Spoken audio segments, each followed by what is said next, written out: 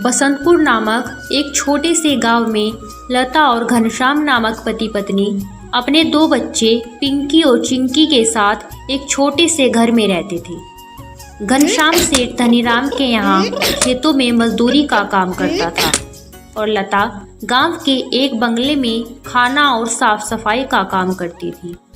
दोनों पति पत्नी खूब मेहनत और मशक्कत करके अपने और अपने बच्चों का पेट भरते थे। यूं तो हमेशा ये गर्मी के समय 40 डिग्री तक तापमान चला जाता था, लेकिन इस साल तापमान बहुत ज़्यादा बढ़ गया था, जिस वजह से बसंतपुर गांव के लोग बहुत ज़्यादा परेशान थे। दिन हो या रात हो, लोग गर्मी से बेहाल थे। इस साल तो बहुत ज़्यादा गर्मी पड़ी है। इतनी धूप में काम करना बहुत मुश्किल हो गया है। घर से बाहर निकलो तो पसीना बारिश की तरह टपकने लगता है। इतनी गर्मी में तो काम पे भी जाने का मन नहीं होता। ना जाने इस साल की गर्मी कैसे कटेगी। चलो अच्छा ठीक है, मैं काम पे जाता हूँ, नहीं तो सेठ गुस्सा करेंगे। घनश्याम मजदूरी पर चला जाता है। पिंकी और चिंकी एक सरकारी स्कूल में पढ़ते थे। लता पिंकी और चिंकी को स्कूल छोड़कर काम पर चली जाती है। उस बंगले में मालकिन हेमलता और मालिक रामचंद्र अपने 2 बच्चे टीना और शिवम के साथ रहते थे। अरे लता, आ गई तू? अब चल जल्दी से सारे काम निपटा लो। पता है ना शिवम के बर्थडे पार्टी है, तो सारे काम 4 बजे से पहले ही हो जाने चाहिए। और हाँ, इसके बाद तुम घर सजाने में भी मेरी मदद करोगी, ठीक है? ठीक है मालकिन, मैं पहले जाकर घर के सारे काम निपटा लेती हूँ।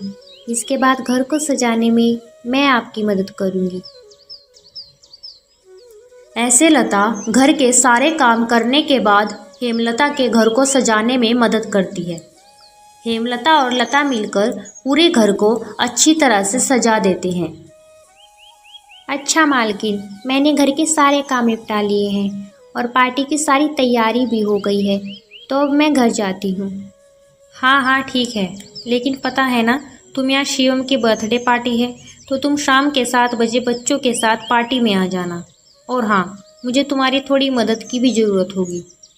ठीक है मालकिन, मैं शाम के समय बच्चों के साथ यहाँ आ जाऊँगी। ऐसा कहकर लता घर चली जाती है और दोनों बच्चों को तैयार करके शाम को 7 बजे पार्टी में आ जाती है। पार्टी बहुत ही शानदार होती है। लता के बच्चे इतना बड़ा घर देखकर कहते हैं, अरे यार चिंकी, यह घर कितना बड़ा है और कितना सुंदर भी है ना। बाहर कितनी गर्मी है, फिर भी इनके घर के अंदर कितना ठंड लग रहा है। पिंकी और चिंकी की बातें शिवम सुन लेता है और वह उनसे कहता है, अरे हमारा घर इतना ठंडा इसलिए लग रहा है क्योंकि हमारे घर के हर कमरे में एसी लगा हुआ है। तुम्हें पता है एसी बहुत महंगा होता है। ओह, मतलब कि एसी लगाने से घर बहुत ठंडा हो जाता है। दीदी, हम भी अपने पिताजी को अपने घर में एसी लगाने के लिए बोलते हैं। हमारे घर में भी बहुत ठंडा लगेगा। जब केक कटने लगता है तो पिंकी और चिंकी एसी की ठंडी ठंडी हवा खाते खाते शिवम के कमरे की तरफ चले जाते हैं और शिवम के कमरे के बाहर खड़े होकर एसी की ठंडी ठंडी हवा का मज़ा लेने लगते हैं। एसी की ठंडी ठंडी हवा खाते खाते वह दोनों कमरे के अंदर चले जाते हैं। दीदी, यह कमरा तो सबसे ठंडा है, इसमें कितनी ठंडक है। और दीदी ये देखो, ये बिस्तर कितना सुंदर है, बिल्कुल मखमल जैसा। दोनों बेड पर बैठ जाते हैं और ठंडी ठंडी हवा का आनंद लेने लगते हैं। देखते ही देखते 15 मिनट बीत जाते हैं और आराम करते करते कब दोनों की आंख लग जाती है उन्हें पता ही नहीं चलता। इतनी ही देर में अचानक से शिवम की बहन टीना कमरे में आ जाती है।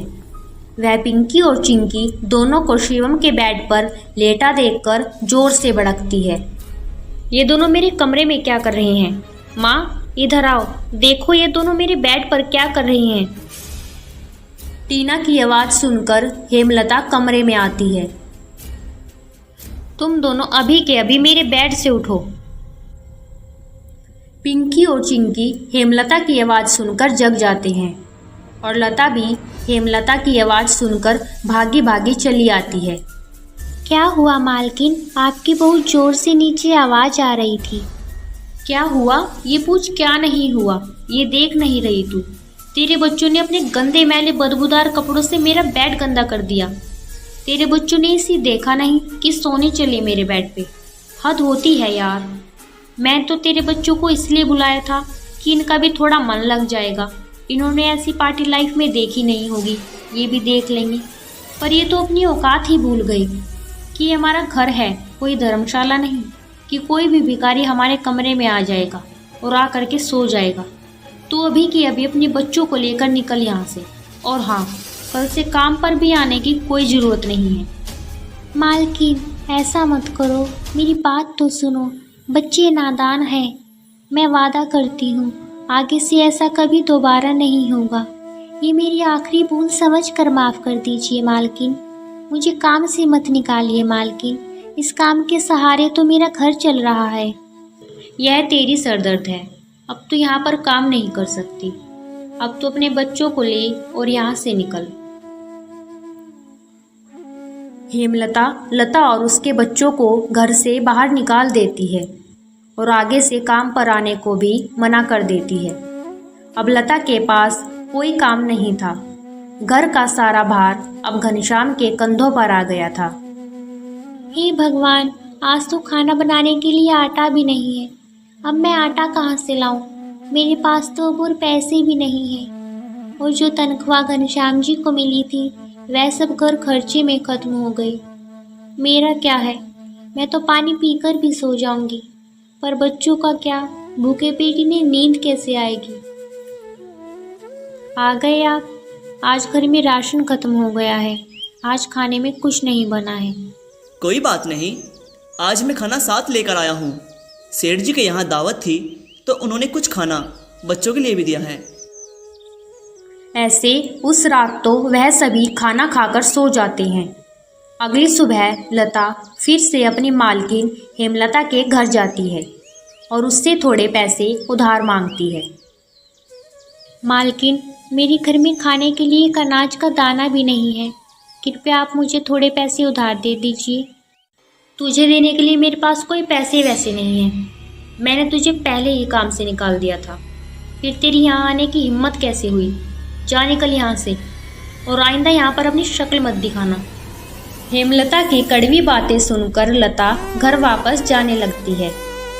तभी उसे रास्ते में एक पोस्टर दिखाई देता है। उस पोस्टर को देख लता वहीं रुक जाती है। पकौड़े बनाने वाले की ज़रूरत है। अधिक जानकारी के लिए इस दिए गए नंबर पर कॉल करें। पकौड़े बनाने तो मुझे आता है। अगर यहाँ मेरी नौकरी लग जाए तो घर का खर्च चलाने के लिए कुछ पैसे आ जाएंगे। ऐसा सोचकर लता उस पते पर पहुंच जाती है। भैया, मैंने आपका पोस्टर देखा। आपको किसी पकोड़े बनाने वाले की ज़रूरत है? हाँ, ज़रूरत तो है। तुम पकोड़े बना लोगी? क्या तुम्हें पकोड़े बनाने आते हैं? हाँ जी, मुझे कई प्रकार के पकोड़े बनाने आते हैं, जैसे मिर्च का पकोड़ा, पालक का पकोड़ा, पनीर का पकोड़ा और भी कई प्रकार के पकोड़े मुझे बनाने आते हैं। तो ठीक है, तुम आज से ही काम पे लग जाओ। ऐसे लता पकोड़े बनाने वाले के साथ काम पर लग जाती है और ग्राहकों को पकोड़े सर्व करने लगती है। ऐसे ही शाम हो जाती है और रमेश के सारे पकोड़े बिक जाते हैं। चलो, आज तो सारे पकोड़े बिक गए, लेकिन आज तो बस तुमने पकोड़े सर्वे किए हैं, लेकिन कल तुम्हें पकोड़े बनाने भी पड़ेंगे। हाँ साहब, मैं बहुत ही स्वादिष्ट पकोड़े बनाना जानती हूँ। 300 रुपये लेकर लता सबसे पहले राशन की दुकान पर जाती है और वहाँ राशन का सामान खरीदकर घर आ जाती है। घर पहुंचकर लता सबसे पहले बच्चों के लिए खाना बनाती है और उनको परोसती है। चिंकी, पिंकी, आ जाओ, खाना खा लो। इतने में घनश्याम भी वहाँ पर आ जाता है और लता घनश्याम को अपने नए काम के बारे में बताती है। इस तरह सारे मिलकर खुशी खुशी खाना खाते हैं। अगली सुबह लता बच्चों को स्कूल छोड़कर वापस काम पर चली जाती है। दुकान पर पहुंचकर लता पकोड़े बनाती है। लता के बने हुए पकोड़े ग्राहकों को बहुत पसंद आते हैं। लता के बने हुए पकोड़े खाकर ग्राहक पकोड़े की बहुत तारीफ करते हैं। उनको आज के बनाए पकोड़े कल से भी ज़्यादा अच्छे लगे। अरे रमेश भाई, आज के पकोड़े खाकर तो मज़ा आ गया भाई, मज़ा। क्या पकोड़े बने हैं भाई, इससे ज़्यादा स्वादिष्ट पकोड़े भाई आज से पहले मैंने इस सड़ैन होटल में कभी नहीं खाए। आखिर ऐसा आज क्या मिलाया है इन पकोड़ों में जो इतने स्वादिष्ट लग रहे हैं ये। आज तो मैं एक और एक्स्ट्रा प्लेट खाऊंगा, मेरे लिए एक और एक्स्ट्रा प्लेट लगा दो। ऐसे रमेश अपने ग्राहकों के मुख से पकोड़ों की तारीफ को सुनकर लता से कहता है। अरे लता, तुम्हारे हाथों में तो जैसे जादू है। ग्राहक एक प्लेट पकोड़े खाकर एक और प्लेट मांग रहे हैं। तुम तो सच में बहुत अच्छे पकोड़े बनाती हो, तुमने तो कमाल ही कर दिया। वैसे तुमने ऐसा क्या मिलाया है इन पकोड़ों में जो ग्राहक तुम्हारे पकोड़ों की इतनी तारीफ कर रहे हैं? साहब जी, ऐसा कुछ खास नहीं मिलाया है, बस थोड़े से नमक मिर्च मसाले बराबर मात्रा में डाले हैं। ऐसे रमेश के आज के पकोड़े बहुत जल्द ही खत्म हो जाते हैं। आज तो पकोड़े बहुत जल्दी ख़त्म हो गए, इसीलिए कल हमें और ज़्यादा पकोड़े बनाने पड़ेंगे। ज़्यादा पकोड़े ज़्यादा पैसे। और हाँ, अब हमारे पकोड़े क्योंकि ज़्यादा बिकने लगे हैं तो मैं कल से अपने होटल में एक एसी लगवा रहा हूँ, जिससे ग्राहक भी एसी की ठंडी ठंडी हवा में पकोड़ों के मज़े लेंगे और हमारे पकोड़ों की सेल और ज़्यादा बढ़ जाएगी। साहब, विचार तो बहुत अच्छा है। अगले दिन रमेश अपनी दुकान में एसी लगवा लेता है और जैसा उसने सोचा था वैसा ही हुआ। एसी लगने के बाद रमेश के दुकान पर ग्राहकों की संख्या बढ़ जाती है। ग्राहक ठंडी ठंडी हवा में बैठकर पकोड़े खाने का आनंद उठाते हैं। ऐसे रमेश के आज भी सारे पकोड़े बहुत जल्द ही बिक जाते हैं। शाम के समय जब लता घर वापस आती है और वह चिंकी और पिंकी को आपस में बातें करते हुए सुनती है। दीदी, उस दिन पार्टी में कितना मज़ा आ रहा था। कहाँ हम उस दिन एसी की ठंडी ठंडी हवा खा रहे थे और कहाँ आज हम इतनी गर्मी में बैठे हैं। काश हमारे घर में भी एसी होती तो हम भी एसी की ठंडी ठंडी हवा खा रहे होते। इतने में लता अंदर आ जाती है। अरे पिंकी और चिंकी, तुम दोनों क्या कर रहे हो? तुम दोनों ने अपने स्कूल का होमवर्क किया? चलो जल्दी से अपना अपना होमवर्क कर लो। मैं खाना बनाने जा रही हूँ। इसके बाद खाना खाकर जल्दी सो जाना। कल तुम्हें सुबह उठकर स्कूल भी तो जाना है ना? ठीक है माँ, हम स्कूल का काम करके आते हैं। ऐसे दिन बीतते जाते हैं और लता के हालात पहले से ठीक होते जाते हैं। ऐसे ही एक दिन सुबह लता काम पर जा रही होती है, तभी उसे भंगार की एक दुकान दिखती है। उसे दुकान पर कई सारे सामान दिखते हैं, जैसे कूलर, पंखा, फ्रिज, एसी इत्यादि। लता का ध्यान उस दुकान में रखे पुराने एसी की तरफ जाता है। वह उसे बहुत पसंद आता है। वह उस दुकानदार से बोलती है, भैया, ये एसी का क्या दाम है? ये वाली एसी, ये तो मात्र 10,000 रुपये की है। 10,000? ये तो बहुत ज़्यादा है। ज़्यादा नहीं जी, ये तो बहुत कम है। ये सेकंड हैंड एसी है। अगर आप एक नई एसी खरीदने जाओगे ना तो स्टार्टिंग ही 30,000 रुपये से है। अच्छा ठीक है, पर ये सही से तो चलती है ना? हाँ जी, ये बिल्कुल सही से चलती है। अगर 6 महीने से पहले इसमें कुछ भी गड़बड़ आ जाती है तो इसकी रिपेयरिंग बिल्कुल फ्री की जाएगी। ये वाली एसी आपको 6 महीने की वारंटी के साथ मिलेगी। ठीक है, लेकिन इसका सही दाम लगाओ।